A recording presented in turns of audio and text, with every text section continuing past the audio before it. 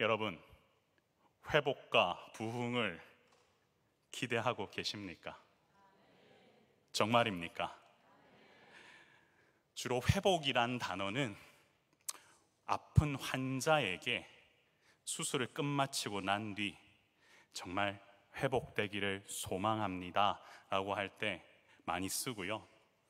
그리고 병들어 있는 분에게 간절한 마음으로 회복을 기원합니다, 소망합니다, 기도합니다 라고 할 때 우리가 자주 쓰는 단어입니다. 그 얘기는 원래의 상태로 돌이키거나 그리고 원래의 상태를 되찾는다는 의미로 결핍되어 있는 대상에게 다시 결핍이 해결되고 충족 내지 충만하게 하기 위해서 우리가 권고하거나 권면하거나 소원할 때 쓰는 단어죠. 사실 하나님께서 만드신 세상 가운데에는 이런 결핍의 문제가 없었습니다. 태초에 하나님께서는 공간을 창조하셨습니다. 하늘과 땅, 그 공간 안에 사람을 두시고 그 사람 가운데 충만히 거할 수 있도록 하나님께서는 하나님이 원하시는 것들로 꽉꽉 채워 넣으셨습니다. 그런데 문제는 그 하나님이 원하시는 것들로 꽉 채워진 공간 안에 사탄의 유혹으로 말미암아 죄가 비집고 들어오게 된 겁니다. 어떻게 되겠습니까? 온전한 공간에 틈이 생기게 되었습니다. 그 틈을 메우려고 하니 계속해서 죄가 하나, 둘, 셋, 나도 모르게 조금 누수가 생긴 줄 알았는데 이제는 계속 누수가 생기게 된 거죠. 사실 지금 이 시대가 그렇습니다. 여러분 한번 생각해 보십시오. 만일 이 공간 안에 하나님께서 천지를 창조하신 그 모습 그대로 온전히 보존되어 있다면 우리는 회복이라는 단어를 사용할 필요가 없습니다. 왜냐하면 그 자체로 주님 보시기에 너무나 좋은 공간 안에서 우리는 살기 때문입니다. 그런데 이 시대 가운데 분명한 누수가 생김으로 말미암아 우리는 회복을 소망하게 되었습니다. 그런데 조금만 생각해 보면요, 회복되면 부흥은 같이 따라오게 되어 있습니다. 아멘이십니까? 하나님께서 이 공간 안에 참된 회복을 원하시기 때문에 그 회복된 사람들이 함께 뜻을 모아 주님께 의를 구하고 간구하고 나아가면은 그 공간 안에는 정말 폭발적인 다이너마이트와 같은 그런 놀라운 부흥의 역사가 일어나게 되어 있는 것이지요. 자, 그렇다면 문제는 뭐냐? 그것을 우리가 계속해서 소망하면서 나아가야 하는데 우리가 문제라는 겁니다. 우리가 변화된 세상 속에서 너무 많이 적응해버렸다라는 겁니다. 회복은 충만한 상태로 복원하는 겁니다. 그런데 우리 마음속에 어느 순간부터 그냥 과거로 돌아가기만 하면 좋겠다라고 하는 그냥 단순한 회귀를 꿈꾸고 계신다면 사랑하는 성도 여러분, 지금 이 순간부터 기도를 바꾸십시오. 다시 돌아가고 싶어도 세상이 너무나 빨리 진전되어 가기 때문에 우리가 소망해야 될 것은 회귀가 아니고 회복되는 겁니다. 그 회복은 본질로의 회복입니다. 하나님께서 태초에 사람을 만드신 그 목적대로 충만하게 이 공간을 채워 넣을 수 있도록 우리 모두가 그 본질로의 회복이 우리가 소망하면서 그것을 꿈꾸면서 우리는 기도해야 될 줄 믿습니다. 여러분, 제가 다시 한 번 더 질문합니다. 여러분, 회복을 소망하십니까? 아멘이십니까? 오늘 우리가 함께 읽은 본문을 보면 아모스가 사는 시대에도 회복과 부흥은 필요했습니다. 여러분, 아모스가 누구이며 그가 선포한 것이 무슨 말, 어떤 얘기를 했는지 한번 잠깐 살펴보자면요, 아모스서 1장 1절부터 2절 말씀 우리가 한번 같이 읽어보면 좋겠습니다. 아모스 1장 1절 2절 말씀입니다. 시작. 유다 왕 우시아의 시대, 곧 이스라엘 왕 요아스의 아들 여로보암의 시대, 지진 전 2년에 드고와 목자 중 아모스가 이스라엘에 대하여 이상으로 받은 말씀이라. 그가 이르되 여호와께서 시온에서부터 부르짖으시며 예루살렘에서부터 소리를 내시리니 목자의 초장이 마르고 갈멜산 꼭대기가 마르리로다. 아멘. 여러분 여기 잘 보시면 시대적 상황을 잘 보셔야 됩니다. 유다 왕 우시아, 이스라엘 왕 요아스의 아들 여로보암의 시대라고 되어 있습니다. 그렇죠? 그리고 뭐라고 되어 있냐면 지진 전 2년이라고 표현이 나오죠. 지진이라고 하면은 여러분 자연적인 원인인데요, 지구의 표면이 흔들리기 시작하는 겁니다. 이것은 단측면에서 순간적으로 발생하는 현상인데, 여러분 지진을 경험해 보신 적 있으십니까? 죄송합니다. 저도 보기만 해보고 떨림 현상 자체는 그렇게 많이 경험해 보지 못했는데, 여러분 지진을 우리가 보는 영상을 통해서도 본다면 지진이 일어나는 순간 사람들은 완전한 공포에 휩싸이게 됩니다. 안전하다고 생각했던 곳이 흔들리니까 불안이 몰려오게 되는 거죠. 불안이 몰려오면 어떻게 됩니까? 두려움이 몰려오게 됩니다. 두려움이 몰려오면 어떻게 됩니까? 나 스스로 이것들을 어떻게 해결해야 될지 안절부절하지 못해서 모든 상황 가운데에서 떨게 되는 그런 현상, 바로 그 지진 전 2년 전에 아모스에게 누가 말씀하시냐면 하나님께서 말씀하시는데요, 아모스는 전문적인 선지자가 아닙니다. 아모스는요, 목자요, 뽕나무를 재배하는 농부 출신인데요, 그 이름 가운데는 짐을 짊어지다 그리고 운반하다라는 뜻이 있습니다. 그런데 재미있는 표현은 이 본문에 보면 북이스라엘에 대해서 예언하기 위해서 하나님께서 콕 남유다에 있는 드고아라는 시골 마을에 있는 농부를 굳이 불러다가 북이스라엘에 예언토록 하셨다라는 이 사실을 우리가 조금 생각을 해보아야 됩니다. 근데 이걸 이해를 하려면은요, 왜 그 하나님께서 이와 같은 일을 하셨을까? 2절 말씀을 보면은 여러분, 목자의 초장이 마르고 갈멜산 꼭대기가 마르리로다라는 표현이 있습니다. 뭐라고요? 목자의 초장이 말랐다, 갈멜산 꼭대기가 뭐하다고요? 마르리로다. 이것이 예언되니까 불렀다. 왜요 목사님? 왜 그러냐? 목자 출신이라고 그랬죠. 농부 출신입니다. 목자로 하여금 북이스라엘의 이 말라 있는 곳에, 그리고 갈멜산 꼭대기가 마르리로다고 하는 그곳 가운데 다시금 마르지 않게 하기 위해서 하나님께서는 이 드고아라고 하는 남유다의 시골 마을에 있는 농부를 굳이 운반해서 이름대로 그 짐을 지게 하려고 북이스라엘 땅으로 불러서 그로 하여금 하나님의 말씀을 선포하기 위해서 이 사람을 불렀다라는 거죠. 그러면 북이스라엘이 무슨 잘못을 저질렀길래 굳이 이 사람을 불러야 했을까?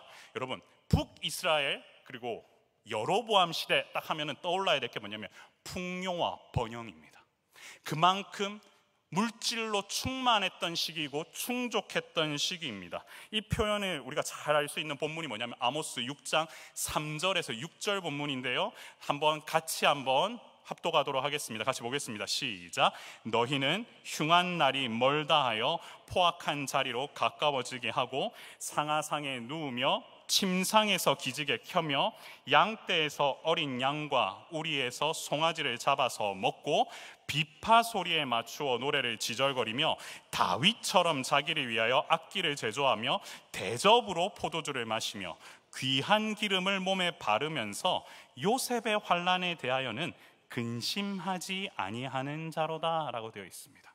여기 잘 보시면 흉한 날이 멀다 하여 포악한 자리로 가까워지게 하고 라고 하는 3절, 이 말씀이 뭐냐면 재난이 닥쳐올 날이 피하려고 하면서도 스스로 재난을 피하지 않고 폭력의 날을 불러들이고 있다라는 이런 표현인데요. 무슨 얘기냐면 여기 보시면 상하상, 침상, 비파소리, 포도주, 기름, 이 모든 것은 풍요와 번영을 얘기하는데, 이런 데서 마음껏 누리면서 자신이 마치 다윗이 된 것처럼 노래를 부르지만 실제로는 뭐하고 있다? 재난을 피하려고 하면서도 폭력의 날, 심판의 날에 그들 스스로 뭐하고 있다? 불러들이고 있다라는 겁니다. 그런 상황 속에서 또 어떤 표현이 있냐? 요셉의 환난에 대하여는 근심조차 하지 않는다. 풍요와 번영 속에서 살다 보니 환난과 근심은 나의 일이 아닌 거죠. 여러분, 모든 것이 풍족했습니다. 모든 것이 넘쳐났습니다. 과연 이런 그들이 회복을 원했을까요? 태초에 하나님께서 만드신 공간 안에 하나님의 뜻으로 채워 넣길 원했을까요? 그들의 풍족함은요, 하나님을 향한 갈급함을 메마르게 했습니다. 그들의 넉넉함은요, 하나님을 향한 갈망을 사라지게 했습니다. 그들 안에는요, 하나님이 들어갈 공간이 없었습니다. 그 자리에는 이미 무엇으로 가득 찼느냐? 불의와 거짓으로 꽉 차 있었기 때문에 회복은 무엇인지도 관심조차 없었습니다. 하나님의 백성이 하나님의 뜻으로 충만함을 얻는 부흥에 대해서는 소망이 없었습니다. 그랬기 때문에 하나님께서는 이걸 정리하셔야 됐는데요, 그것이 바로 그 유명한 아모스서 5장 24절에 있는 말씀입니다. 우리 같이 한번 합독하면 해볼까요? 시작. 오직 정의를 물같이 공의를 마르지 않는 강같이 흐르게 할지어다. 아멘. 제가 앞서 북이스라엘이 어떻게 했다고 되어 있습니까? 목장이 말랐다라고 되어 있죠. 근데 하나님께서는 이 아모스를 통해서 지금 뭐 하겠다고 하십니까? 물이 흐르게 하겠다라고 하십니다. 근데 그 물이 흐르게끔 하는 근원이 무엇이냐? 첫 번째가 정의였습니다. 정의라고 하면 미슈파트라고 하는데, 샤파트라고 하는데요, justice라는 의미도 있지만 judgment라는 의미가 있습니다. 심판하겠다라는 거죠. 근데 이렇게만 생각하면요, 여러분, 심판하겠다, 너 무서운 거 아니야? 그게 아닙니다. 여러분 잘 아셔야 됩니다. 하나님의 백성은 심판의 날을 기다려야 됩니다. 왜 그러냐? 채로 구분하는 날이기 때문입니다. 두렵죠, 사실은. 근데 하나님의 백성이라면 어떻게 된다? 그 날에 대해서 기대감을 가지고 가야 된다라는 겁니다. 하나님께서 세상과 구분하면서 야곱의 집, 야곱의 자손, 이스라엘 택한 백성, 우리 예수 그리스도의 제자로 부름받은 우리에게 구분되게끔 하시면서 다시금 하나님의 나라를 소망하게 하시는 날이기 때문에 이 정의, 심판으로 물을 흐르게끔 하는 날을 우리는 사실은 기대해야 되는 겁니다. 그리고요, 공의로 또한 그곳에 뭘 하시겠다고 하냐면 마르지 않는 강같이 흐르게 하겠다라고 하십니다. 말라 있는 곳에 이번에는 또 뭘 흐르겠다고 말씀하십니까? 공의로 마르지 않게 하시겠다라고 합니다. 공의, ጼ데카, righteousness, 하나님께서 생각하시는 바른 것, 결국은 이곳에 심판은 물처럼 흐르게 하고 옳은 것을 마르지 않는 것처럼 해서는 제대로 된 목장을 다시금 조성하시겠다라고 하는 것이 하나님께서 시골 출신, 남유다의 드고아에 있는 시골 출신을 통해서 주신 메시지였던 겁니다. 자, 이렇게 생각하면 좀 무섭기도 하고 두렵기도 합니다. 마치 노아의 홍수가 생각이 나기도 하고 그렇습니다만, 여러분, 탐욕과 불의가 창궐하고 있는 그 시대에, 그리고 진정한 예배는 위선적인 종교 행위로 대치되고 있는 정의 불감증 시대에, 공의 불감증 시대에 하나님께서는 그곳 가운데 이와 같이 물을 흐르게 하고 계속해서 마르지 않는 강으로 제대로 된 땅을 한번 만드시겠다고 이 말씀을 우리에게 주신 겁니다. 자, 그렇다면 진정한 회복과 부흥을 위한 전제 조건이 무엇이냐 했을 때, 하나님께서 바라시는 것으로 가득 채우려고 하는 열망이 있어야 된다라는 것을 우리가 알 수 있게 됐죠. 회복을 위해서는 뭐가 흘러야 된다고요? 정의와 공의로 이 땅이 다시금 제대로 된 결실을 맺는 땅으로 될 수 있도록 하나님께서는 그렇게 먼저 하셔야겠다고 하시면서 진정한 회복과 정의를 위해서 반드시 이것이 해결돼야 된다라고 먼저 말씀해 주고 계신 겁니다.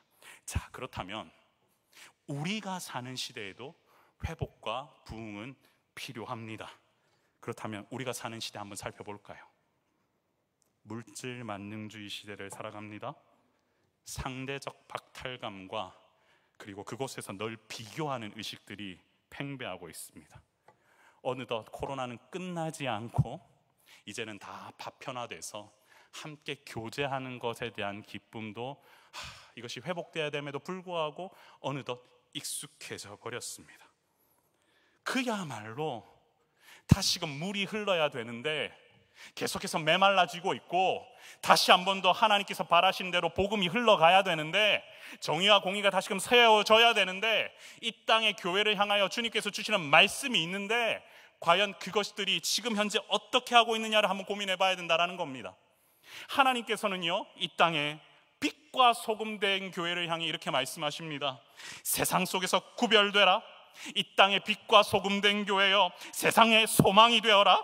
이 땅의 빛과 소금 된 교회여, 거짓과 불의로 가득 찬 세상에서 희망이 되어라. 바로 태초부터 내가 채워놨던 그 공간 안에서 거룩함을 회복하고, 하나님께서는 그냥 흐르는 시간 속에서 하나님께 집중할 수 있도록 우리에게 요구하고 계시는데, 우리의 모습은 어떠합니까? 사실 우리의 모습만 놓고 보면, 제 모습만 놓고 보면 하나님의 심판 가운데서 벗어날 수 없는 자입니다. 거짓과 불의에서 구분됐다고 말하지만 한쪽 발은 여전히 세상을 향해 발을 담그고 있는 모습, 불의에 있지 않습니까? 하나님께서 이 지면 위에서 멸하겠다고 해도 할 말이 없을 정도로 있음에도 불구하고, 그럼에도 불구하고 이 아모스가 우리에게 주는 희망이 되는 구절이 있으니 그것이 무엇이냐면 아모스 9장 8절 말씀인데요, 저와 여러분 한 목소리 같이 한번 합독하겠습니다. 시작. 보라, 주 여호와의 눈이 범죄한 나라를 주목하노니 내가 그것을 지면에서 멸하리라. 그러나 야곱의 집은 온전히 멸하지는 아니하리라. 여호와의 말씀이니라. 아멘. 여호와께서 죄 많은 나라 북이스라엘 향해서 주목하고 지켜보고 계신다고 합니다. 내가 너희들을 지면에서 쓸어버리겠다. 그러나 야곱의 자손은 완전히 없애지는 않겠다. 곡식가루에 채로 걸으면서 가루가 떨어지고 돌멩이는 남듯이 내가 그렇게 해서라도 너희들을 그래도 붙잡아 두고 있겠다.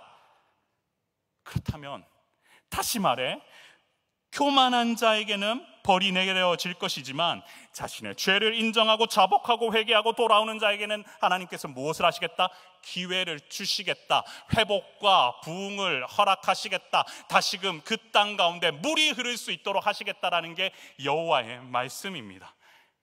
그렇구나. 그렇다면 진정한 회복과 부흥을 기대하기 전에 우리가 해야 할 일은 내게 재앙이 오지 않도록 먼저 간구하기보다는, 주님, 나의 죄악과 불의를 주님께 고하오니 주님 용서하여 주옵소서.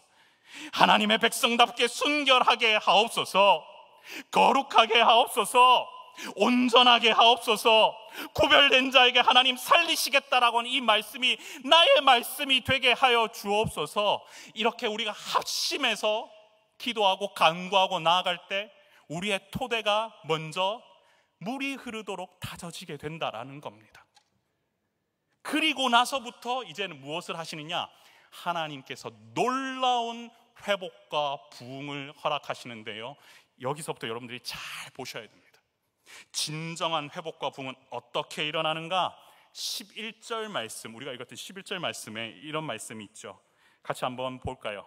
먼저 하나님께서 자기 백성을 일으켜 세우시는데요, 그날에 내가 다윗의 무너진 장막을 일으키고 그것들의 틈을 막으며 그 허물어진 것을 일으켜서 옛적과 같이 세우고. 아멘. 아멘. 하나님께서 무너진 장막을 일으켜 세우고 틈을 막고 허물어진 것을 일으키겠다. 여기 보시면 가다르라는 동사가 있는데요, 보수하다라는 얘기입니다. repair 하겠다라는 겁니다. 바나라는 동사가 있습니다. rebuild 하겠다라는 겁니다. 결국 뭐 하겠다라는 겁니까? 다시금 틈을 막고 보수공사 하시겠다라는 겁니다. 근데 누가 하시겠다라고 하면 돼 있습니까? 내가 하시겠다라고 돼 있습니다. 누가요? 하나님께서 하시겠다라고 하는 겁니다. 사랑하는 성도 여러분, 혹시 집수리 한번 해보셨습니까? 아니면 집까지는 아니더라도 차 한번 고쳐보셨습니까? 아니면 자전거라도 한번 고쳐보셨습니까? 고칠 때 가장 중요한 게 뭡니까? 제가 말을 해야겠네요. 고칠 때 가장 중요한 게 뭡니까? 누구한테 맡기느냐가 가장 중요합니다.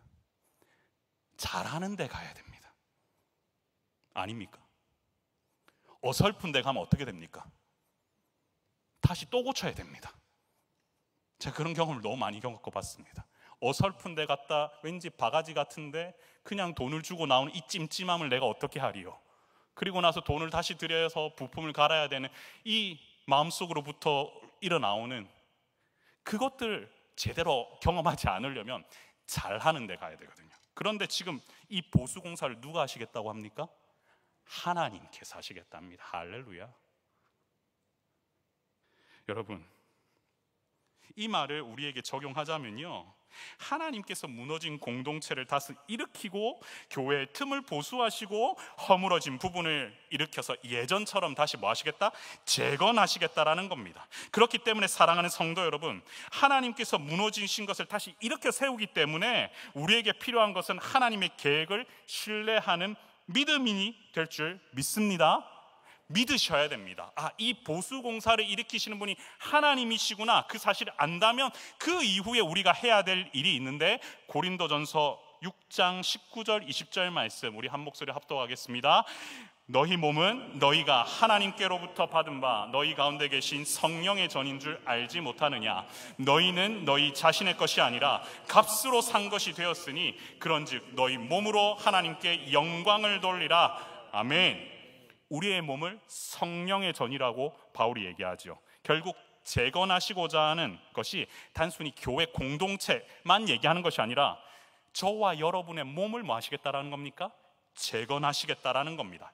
그리고 그렇게 재건하고 나면 이 몸의 주인이 누가 됩니까? 하나님이 되신다라는 겁니다.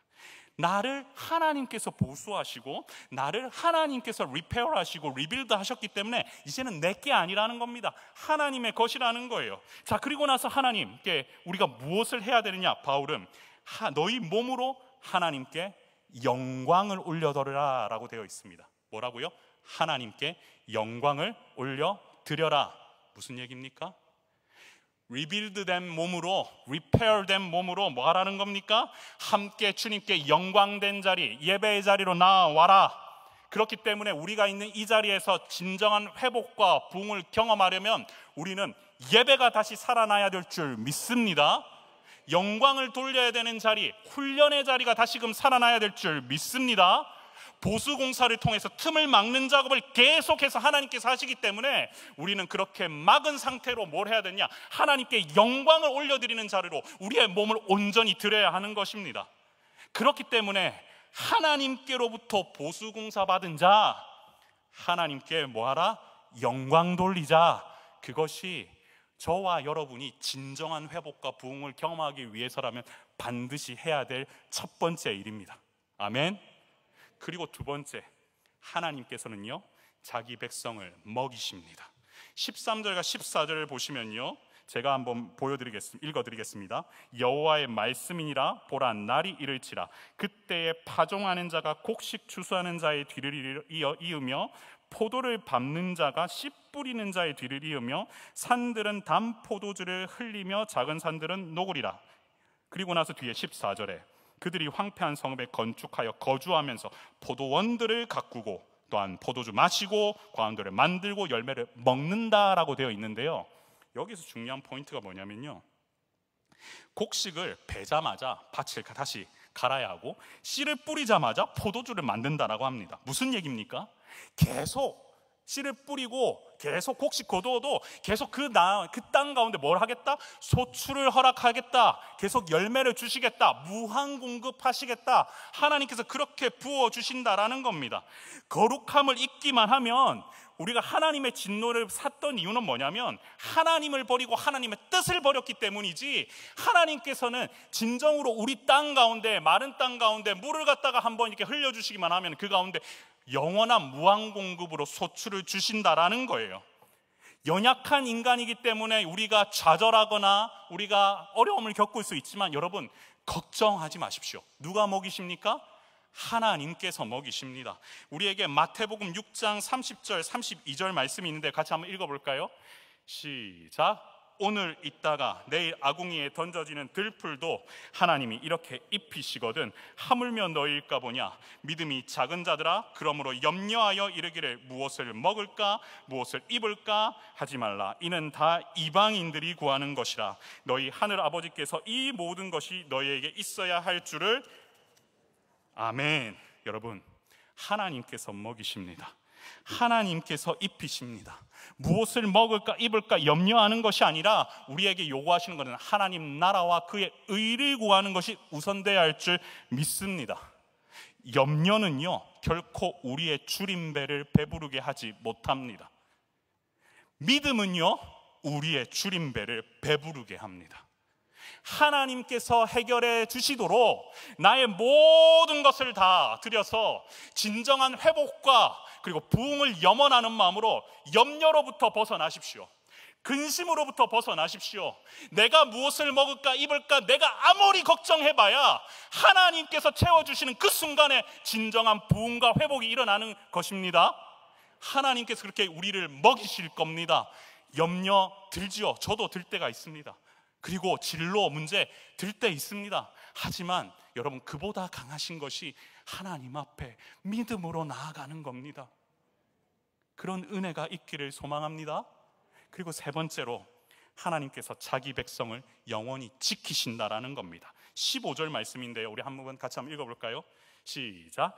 내가 그들을 그들의 땅에 심으리니 그들이 내가 준 땅에서 다시 뽑히지 아니하리라. 내 하나님 여호와의 말씀이니라. 아멘. 여기 보시면요, 자기 백성을 심는다라고 되어 있습니다. 그 말은요, 그 땅 가운데 정착하게 하겠다라는 얘기죠. 여러분, 하나님 나라의 통치 원리가 가장 잘 나와 있는 표현이 15절 9절인데요 여러분, 국가를 보통 이루는 요소 하면은 뭡니까? 국민, 주권, 영토가 그곳 가운데 제대로 잘 자리 잡혀 있어야 되죠. 지금 이 본문을 보시면요, 하나님께서 국민인 하나님의 백성을 하나님이 주신 땅에 잘 심어 놓겠다라고 얘기하시죠. 하나님의 통치 원리가 그대로서 들어가 있는데요, 여러분, 우리가 하나님 나라의 통치 원리, 정복하고 정착하는 그 원리가 잘 들어가 있는 성경 본문하면 우리가 여호수아서를 떠올리는데, 우리가 잘 아는 본문이 여호수아서 1장 8절 말씀, 우리 한번 같이 한번 읽어볼까요? 시작. 이 율법책을 내 입에서 떠나지 말게 하며 주야로 그것을 묵상하여 그 안에 기록된 대로 다 지켜 행하라. 그리하면 내 길이 평탄하게 될 것이며 내가 형통하리라. 아멘. 여러분, 이 구절은요, 하나님 나라의 통치 원리를 바로 세우기 위한 헌법과도 같은 구절입니다. 잘 보십시오. 심겠다라고 하면, 하나님께서 심겠다 하면 거할 수밖에 없거든요. 그럼 거기서 어떻게 거해야 되느냐 했을 때, 우리가 잘 아는 율법의 책을 주야로 묵상해라. 그 안에 가이드가 되어 있는 대로 잘 지켜 행하라. 그러면 다시는 내가 거기서 뽑지 않겠다. 거기서 계속 내가 통치하는 그곳에서 영원히 살도록 하겠다. 하나님께서 그렇게 약속하셨습니다. 근데 이 통치 원리대로 영원히 거하려면 하나님, 우리에게 또 다른 말씀 한번 주시면 안 되겠습니까? 했을 때, 여러분, 학개서 2장 23절 말씀 보시면요, 여기 잘 보시면 스알디엘의 아들 내 종 스룹바벨아, 여호와가 말하노라. 그날에 내가 너를 세우고 너를 인장으로 삼으리니 이는 내가 너를 택하였음이니라. 여호와의 말이니라 하시니라 라고 되어 있거든요. 아멘. 여기 보시면 스룹바벨, 1차 바벨론 귀환을 위해 때 이끌었던 그 스룹바벨이 어떻게 되어 있냐면, 여호와, 우리는 마태복음에 그 족보 안에 이름이 들어가 있는데요, 그 족보 안에 있는 그 스룹바벨을 통해서 뭘 하시겠냐 하면은 너를 세우고 인장으로 삼겠다라고 되어 있습니다. 인장으로 삼겠다, 옥새로 삼으셨다라는 겁니다. 옥새, 임금의 도장으로 삼았다. 그 얘기는 뭐냐? 왕손으로 삼겠다. 내가 너를 택했기 때문에 이제는 내가 그곳에서 계속 통치할 거니까 너는 왕족을 따라서 왕손으로 삼았기 때문에, 그것을 신약에서 바울이 말하는 표현으로 좀 바꾸면 우리가 잘 아는 로마서 8장 14절 15절에 있는 대로 아빠 아버지라고 부를 수 있도록 하겠다라는 축복을 주셨다라는 겁니다. 아멘. 사랑하는 성도 여러분, 진정한 회복과 부흥은요 다른 데 있지 않습니다. 오직 생명의 길 되시는 예수 그리스도를 통해 아빠 아버지라 부를 수 있고, 옥새로 삼으셨다가는 그 왕손의 족보 가운데 있으며 다시금 그 자녀된 기쁨을 나눌 수 있고 노래할 수 있는 것, 거기서부터 우리는 진정한 회복과 부흥이 시작될 줄 믿습니다. 우리가 코로나19 기간 동안에 날 자녀라 하시네라는 찬양 많이 불렀지 않습니까? 기억나십니까? 여기 가사를 보면 자격 없는 날 왕께서 반기시네, 잃어버린 날 찾으신 오 그 사랑 그 사랑, 독생자 예수 자유케 하시네, 주의 자녀라 하시네. 아멘. 여러분, 자녀라고 하는 것보다 더 큰 축복은 없습니다. 아버지께서는요 자녀에게 그 땅 가운데에서 왕의 족보를 따라 계속해서 살게끔 하시기 위해서 지금 우리 가운데 오셨습니다. 아무 자격 없는 우리를 위해서 오셨습니다. 그분이 지금 와서 날 자녀라고 하시면서 축복하시며 은혜를 주시겠다라고 합니다. 그렇기 때문에 그 은혜를 받은 우리 모두는 이 시대 가운데에서 무엇을 기억하느냐? 우리가 하나님의 자녀이고, 우리가 하나님의 아들이고, 우리가 하나님의 딸이고, 그 사실을 늘 기억하면서 나에게 있어서 회복은 반드시 일어난다. 나에게 있어서 이 회복된 우리 교회 가운데 부흥은 반드시 일어난다. 내가 하는 게 아니라 하나님께서 하신다. 그 사실 믿고 나아가는 그 믿음이 우리로 하여금 정말로 이 시대를 향한 주님의 자녀답게 살아가고자 하는 우리 모두에게 우리의 정체성이 흔들리게끔 하지 않은 것이 아니라 말씀으로써 다시금 회복시키는 그 은혜가 우리 모든 성도들 가운데 있기를 소망합니다. 사랑하는 성도 여러분, 제가 조금 안식월 기간 동안에 책을 보면서 세상이 참 많이 바뀌어가는구나라는 생각을 해보게 되었습니다. 우리의 다음 세대 자녀들은 이미 이 현실 공간에서만 놀지 않습니다. 메타버스라는 공간 안에서, 가상세계라는 공간 안에서, 증강현실이라는 공간 안에서, 그 말이 뭔지도 잘 모르겠는데 하여간 거기에서 놀고 있습니다. 이미. 그러면 한번 생각해 봅시다. 하나님께서는 이 현실 세계를 우리에게 다스리도록 통치 원리를 주시면서 오늘도 얘기하시죠. 내가 너를 먹이겠다, 내가 너를 세우겠다, 내가 너를 인장 삼아서 왕손을 삼겠다. 그러면 그 공간이 이 공간에서만 일어나야 되느냐? 아니요.